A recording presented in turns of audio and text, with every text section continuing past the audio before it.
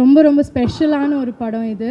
Rahman sir வந்து என்னோட படம் ஆஃப்டர் ஓகே கண்மணி இது like this is one of those films where நான் வந்து அந்த ஆடியோக்கு ரொம்ப ரொம்ப வெயிட் பண்ணிகிட்டு இருந்தேன். அந்த சேம் ஜானரில் இருக்கிற மியூசிக் எனக்கு ரொம்ப என்னோடய ஃபேவரட் மியூசிக் ரஹ்மான் சாரோடது. So we are very excited about this. Jayam ரவியோட என்னோடய ஃபர்ஸ்ட் படம்.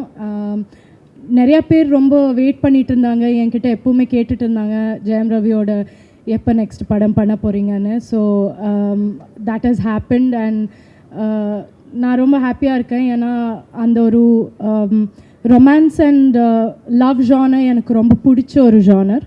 ஸோ அதில் வந்து I felt Ravi and me worked really well. எனக்கு ரொம்ப பிடிச்ச நிஜமாக ஃப்ரம் மை ஹார்ட் எனக்கு ரொம்ப ரொம்ப பிடிச்ச ஒரு டீம் இது.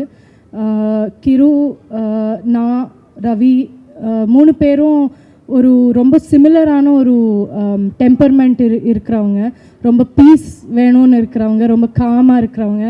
ஸோ எனக்கு இந்த ஷூட்டிங் ரொம்ப ரொம்ப பியூட்டிஃபுல்லாக இருந்தது. ரொம்ப பிடிச்ச ஒரு ஷூட்டிங் இது. நான் வந்தால் எனக்கு வெக்கேஷன் மாதிரி எனக்கு இருந்தது. Vinay was there, Yogi Babu was there.